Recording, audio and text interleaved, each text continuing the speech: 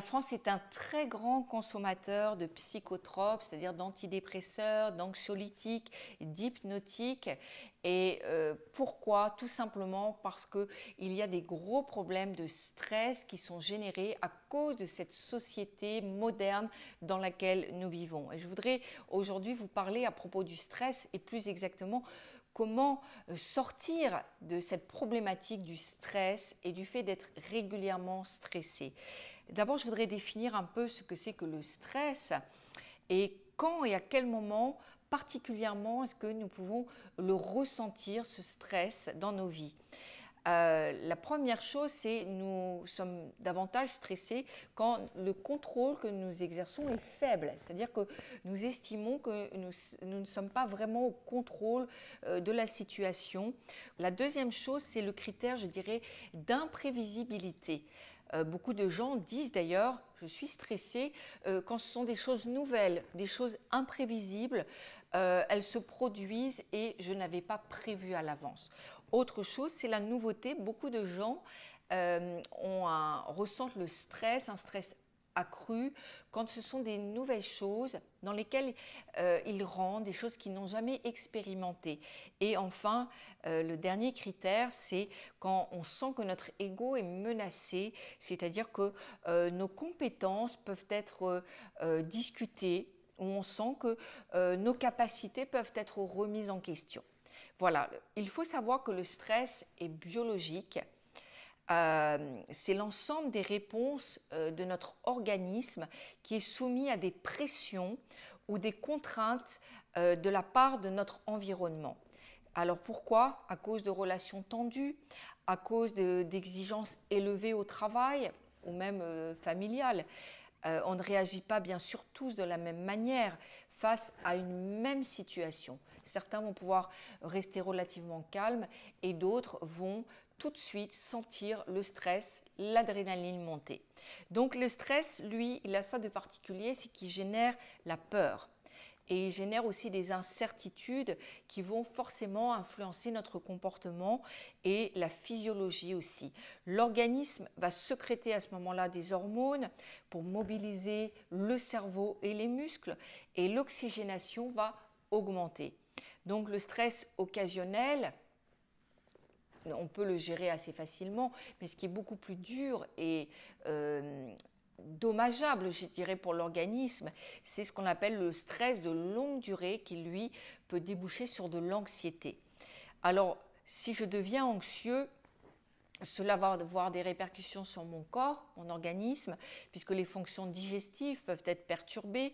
On peut développer également des comportements pathologiques de substitution, souvent répétitifs. On mange, on boit trop, bien sûr, à cause du stress. On peut également avoir de l'hyperactivité, on peut être agressif face à notre entourage et si la situation de stress se prolonge encore, on peut aussi devenir dépressif ou bien régressif puisque l'organisme n'est pas fait pour supporter à long terme trop de stress. Donc on peut se replier sur soi-même pour échapper à la cause de nos problèmes. Et bien sûr, cela va nous rendre plus vulnérables aux maladies puisque notre immunité à ce moment-là est, je dirais, fragilisée. Donc, est-ce que la Bible nous parle du stress? Le mot stress à proprement parler, non.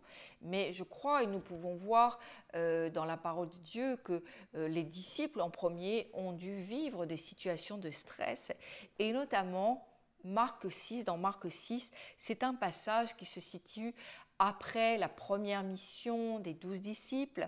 Nous voyons qu'ils ont prêché la repentance, ils ont chassé des démons et ils ont oint d'huile les malades et ils vont voir Jésus pour raconter tout ce qu'ils ont fait. Et nous lisons dans Marc 6, versets 31 à 52, et je ne vais pas tout lire, mais Jésus leur dit « Venez à l'écart dans un lieu désert et reposez-vous un peu ». Car beaucoup de personnes allaient et venaient et ils n'avaient même pas le temps de manger. Voilà, je lis pas tout le passage que vous pourrez retrouver, mais on voit que évidemment ils ont été eux-mêmes certainement à un moment donné de stress parce qu'ils ont cumulé à la fois une situation incontrôlable, imprévisible qui est également nouvelle pour eux. Si vous pouvez relire un peu tout le contexte, vous verrez leur ego également menacé puisqu'ils se rendent compte à ce moment même de leur incapacité dans la puissance et ils viennent de chasser des démons, situation certainement qui n'est pas du tout confortable pour eux. Nous voyons que Jésus a subi des pressions au cours de son ministère terrestre, 3 ans et demi d'un ministère où il a été énormément, je dirais, proche de la foule, où il a dû subir forcément des pressions de toutes parts. Il a subi non seulement les pressions, mais il a subi l'opposition, des demandes incessantes dans sa vie. Et nous voyons que malgré tout ça, il a réussi à conserver une vie, je dirais, équilibrée. Donc, je voudrais que nous puissions regarder quelques éléments du ministère terrestre de Jésus et quel était finalement son secret pour résister à tant de pression. La première chose, je voudrais pouvoir vous donner des clés, c'est que nous voyons régulièrement que Jésus se définit et il va dire, chose importante parce que beaucoup se posent des questions par rapport à qui est Jésus et donc il se définit et il va se définir publiquement à 18 reprises. Je voudrais simplement vous en lire une. Dans Jean 8, 12, il dit « Je suis la lumière du monde, celui qui me suit ne marchera pas dans les ténèbres, je suis le chemin, la vérité et la vie. » Et une chose à laquelle ça me fait penser, c'est que je crois que c'est très important de savoir qui l'on est par rapport à son identité. Je vois dans mon ministère que beaucoup de gens qui ont des crises d'identité, qui n'arrivent pas à savoir vraiment qui ils sont, où ils vont, ce pourquoi ils sont sur Terre et autres questions existentielles, ça génère énormément de stress et de pression. Et nous voyons que toujours Jésus s'est défini, il a dit à la fois qui il était, mais où il allait, etc. Et nous le verrons, ce pourquoi il était sur cette terre. Je voudrais vous dire que si nous pouvons enlever une source de stress, c'est bien celle-là. Peut-être travailler sur vous-même dans le bon sens du terme, c'est-à-dire aller dans des séminaires de délivrance, de guérison, afin, je dirais, d'enlever certains problèmes qui sont des problèmes liés à l'identité de la personne.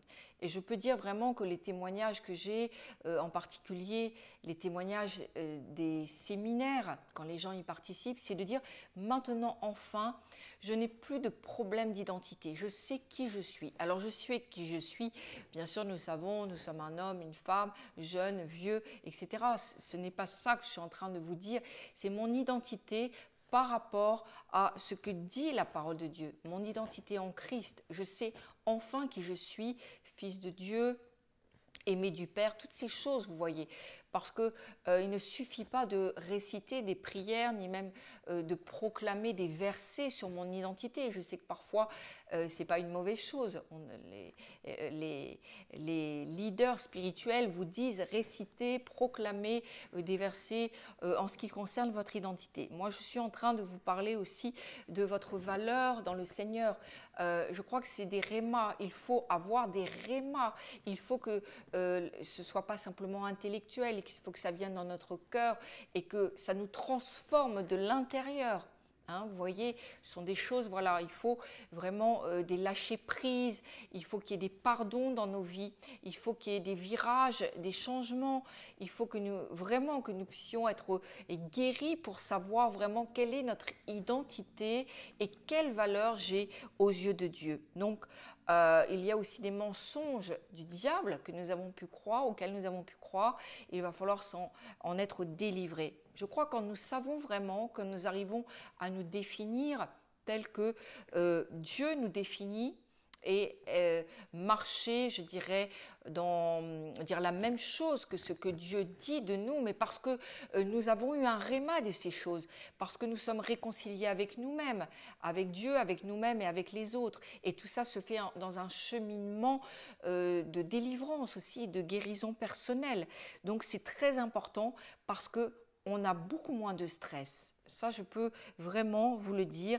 Et ce n'est pas magique. Les passages bibliques qui nous définissent, qui disent en Christ qui on est, comment Dieu nous voit, quelle est notre valeur, et toutes ces choses qui concernent notre identité, il n'y a rien de magique. Nous devons le vivre et nous devons nous les approprier et que ça devienne quelque chose de vivant et un réma personnel. Deuxième chose, pour ôter un peu le stress quotidien, il y a quelque chose que les gens redoutent, c'est par rapport au rejet. Le rejet ou la possibilité d'être rejet, c'est une très grande porte ouverte au stress. Ça génère beaucoup de stress qui fait que les gens vont, par peur d'être rejetés, prendre des positions qu'ils vont bien sûr regretter après. Et je voudrais lire avec vous Jean 5,30. Jésus dit: je ne puis rien faire de moi-même, selon ce que j'entends, je juge, et mon jugement est juste, parce que je ne cherche pas ma volonté, mais la volonté du Père qui m'a envoyé. C'est extraordinaire de pouvoir lire ça, combien de rejets Jésus a vécu simplement parce qu'il a voulu faire la volonté de Dieu. Et je crois que une fois pour toutes, il faut réfléchir par rapport à ça. Si nous sommes chrétiens, nous allons déplaire. Nous allons déplaire aux gens du monde, nous allons déplaire à nos familles, nous allons certainement déplaire à notre entourage parce que nous serons amenés à faire et à dire des choses qui nécessairement vont déplaire. Et nous devons prendre le risque d'être rejetés, un risque qui est bien calculé, bien mesuré et accepté. Et nous devons le faire en amont parce que sinon nous allons subir beaucoup de pression et de stress à cause du rejet et de la persécution. Ça, c'est lié au rejet parce que je suis chrétien. Deuxième sorte de rejet, c'est celui de mon entourage. Et il faut réaliser aussi qu'il y a des gens qui m'aimeront et des gens qui ne m'aimeront pas par rapport à ma personnalité, par rapport à mes prises de position, à mes engagements. Et la Bible nous dit dans Marc 5,37 que votre oui soit oui, que votre non soit non. Et je crois que c'est important aussi de s'y tenir. Ça veut dire quoi? Ça veut dire que si on te demande quelque chose, ne serait-ce que de rendre un service, de t'engager, il faut écouter aussi ce que dit ton cœur. Et ne pas dire oui si ton cœur dit non, ou dire non si ton cœur dit oui, parce qu'il va y avoir un problème après. Ça va générer du stress parce que tu vas être amené à le faire dans un désaccord avec toi-même. Et ça, c'est très important. Il faut bien se connaître et à chaque fois que nous disons des choses simplement ou à la légère parce qu'on n'y a pas réfléchi, nous prenons des engagements ou nous prenons des engagements parce que nous avons peur de déplaire, peur que les autres nous rejettent, ne nous aiment pas. Ça, c'est source de beaucoup de stress. Donc, ce sont des choses, comme j'ai dit, nous devons prendre le risque d'être rejetés. Oui, parce que le plus important, c'est d'être bien avec soi-même et d'être au clair avec les autres, de savoir qui l'on est vis-à-vis de Dieu, mais aussi de pouvoir se respecter en tant que et se faire respecter. Si je ne veux pas m'engager, qu'on me met une pression pour faire quelque chose, je dois être au clair et avoir la possibilité de dire non. Trop souvent, quand je dis non, c'est simplement par peur de déplaire aux autres. Donc nous devons bien le réaliser. Cela divise notre âme. Et à chaque fois que mon âme est divisée, cela génère beaucoup de stress. Si l'on cherche à faire la volonté de Dieu, c'est-à-dire à suivre le Saint-Esprit, nous devons aussi réaliser que nous allons déplaire à certaines personnes et notamment à ceux qui cherchent à nous contrôler. Et je veux même aller plus loin et vous dire que ces mêmes personnes qui cherchent à te contrôler peuvent arriver à te haïr parce qu'ils n'arriveront pas à te contrôler. Mais au final, tu seras mieux et tu auras beaucoup moins de stress. Une autre chose pour éviter aussi des situations de stress, c'est pouvoir voir aussi, c'est une histoire de concentration, de but, de priorité si vous préférez. Il faut dans la vie se fixer des buts clairs, que ce soit clair pour vous. Tu sais où tu veux aller, tu sais ce que tu veux obtenir. Jean 8,14 nous dit, Jésus a dit, je sais d'où je suis venu et où je vais. C'est très important de savoir vraiment où tu veux aller. Ta vision va permettre de relâcher la pression. Tu ne vas pas te laisser arrêter si facilement. Tu ne vas pas te laisser intimider par la foule. Tu ne vas pas te laisser contrôler si facilement ou te mettre une pression aussi si facilement. Parce que tu sais exactement ce qu'est en quelque sorte ta mission. Je crois qu'on a tous une mission sur terre, même ne serait-ce que dans notre travail, dans notre vie familiale, sans parler du service pour Dieu forcément. Matthieu 15, 24 nous dit, Jésus disait, je n'ai été envoyé qu'aux brebis perdues de la maison d'Israël. Sa mission était bien définie, il savait quels en étaient les contours, les limites, et ça lui a permis également de ne pas être contrôlé par la foule ou par les Juifs. Le stress vient souvent quand on essaye de s'occuper de plusieurs choses en même temps ou des choses qui dépassent, je dirais, nos capacités. On ne sait plus où donner de la tête et à ce moment-là, on est partout et en même temps nulle part. Je crois que nous devons vraiment voir quel est le but essentiel et le but prioritaire dans nos vies, qui est, je dirais, pas toujours le même, qui est redéfinissable à chaque étape, parcours de nos vies. Donc toutes ces choses pour éviter le stress sont importantes. Ne pas nous laisser distraire par nos priorités. Il y a quelque chose aussi, et je le dis souvent dans le cadre du ministère, c'est qui sont ceux qui t'aident. Ne pas perdre notre temps et voir vraiment bien s'entourer. J'ai déjà parlé dans une autre prédication des conseillers, je ne vais pas y revenir, mais je sais que Jésus s'est entouré de 12 disciples pour les avoir avec lui. Et il a enseigné des choses aux 12, aux 70, aux 12 et aux 3 disciples qui étaient plus proches de lui. Il a aussi délégué, et je crois que nous devons aussi être capables de déléguer les choses. Et parce que nous connaissons nos limites, nous devons pouvoir déléguer. C'est dans le travail, c'est très important. Et parfois, les gens qui sont sujets aussi à beaucoup de stress, c'est ceux qui veulent tout faire par eux-mêmes. Donc je crois que nous devons, c'est important, que nous ne devons pas tout porter sur nos épaules. Et un bon chef d'entreprise, je peux le dire, c'est quelqu'un qui sait déléguer, qui a vu quelles sont les capacités, les compétences de chacun et qui est capable de déléguer. Et puis, est-ce que nous avons des sas de décompression? Le sas de décompression est important pour tous. Et vous dire, mais est-ce que Jésus, il avait un sas de décompression?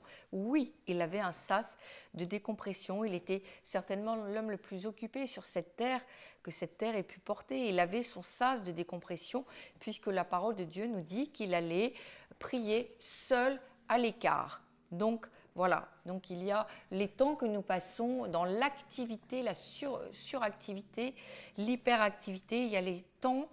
Chacun, ce sera des temps différents, mais nous devons avoir nos sas de décompression, des moments où nous faisons tomber la pression que nous subissons.